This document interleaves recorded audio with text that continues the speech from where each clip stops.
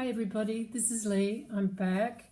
I've recovered pretty much from my surgery, and I just wanted to say I hope you haven't been inconvenienced too much by my absence.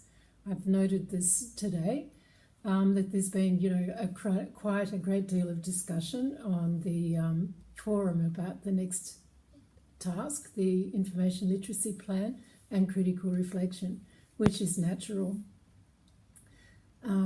Today, I believe that Roy has returned all the marking to you of the literature review, and he's going to give you some feedback shortly in the next couple of days. And I'll also include that feedback in the PowerPoint that I'm about to make about Assignment 3, the Information Literacy Plan. Okay, I just wanted to let you know, which you've probably gathered from the announcements that I've made today, that I'm not able to get the PowerPoint and online meeting done by tonight because this is my first day back.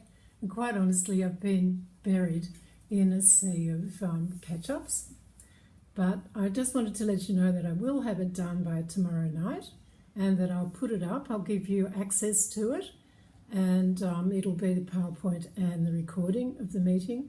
So could you please listen to it and see if it answers your questions. There were a great deal of questions on the forum today that I've responded to today.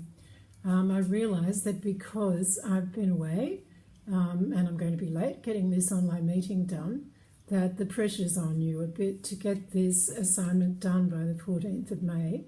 So what I've done today is seek permission to extend the deadline till the 21st of May. And I'm just waiting to hear from the other markers, Roy, Crotty and Diane Lane, whether it's going to suit them to be a week later. It may not be, but I think it'll probably be all right. But it does seem fair when you've been delayed getting material to work on. But, on the other hand, if you are on track and want to submit it by the 14th, that's fine, just submit it. And, there could be some early bird marking in that case. All right, so I just wanted to make some brief points about the Information Literacy Plan and the critical reflection arising from the discussion forums, which have got a little bit on the heated side. Okay, so one of the first things, you must read Module 5.3, the Information Literacy Models, because it gives you many different examples of IL models and the links to explore them.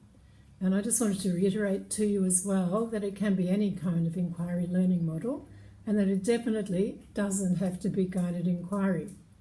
However, you can do guided inquiry if you wish, because there are quite a lot of resources to support it. And some people were asking, is guided inquiry an information literacy model? Yes, it is. Other ones include the New South Wales Information Search Process, which a lot of you coming from DET schools will be using, so you can use that if you wish. You can use Big Six, you can use iLearn, and there are a number of others that are mentioned in the Module 5.3. There were some questions on the discussion forums about doing an integrated unit, such as appears in the STEM resources. I'm just investigating that to see if that's feasible, but to me it does look feasible.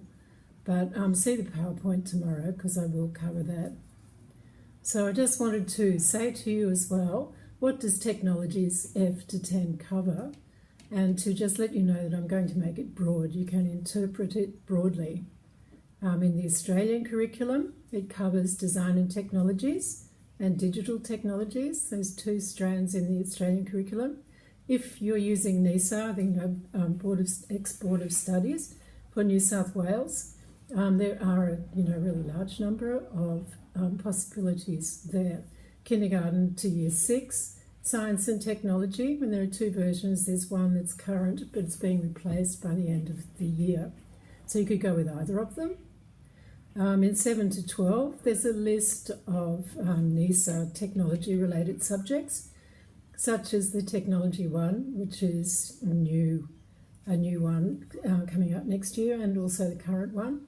Then there are the other ones like agricultural technology, design and technology, food technology, And then there's a list of other ones which you may be able to use, but they're less common subjects running in schools, like graphics technology, industrial technology, information and software technology, and even marine and agriculture technology.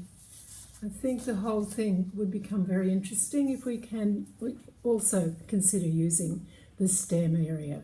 So I'm just going to have a look at that and talk about it in my PowerPoint tomorrow, but please understand we're going to make interpretation of what you use in technology quite broad, and that you're not really truly restricted by having to investigate technologies. There are a number of people on the forums who were kind of ruining the day as current English teachers, history teachers and so on, why you can't do an inquiry unit in your particular area about which you're obviously so well informed.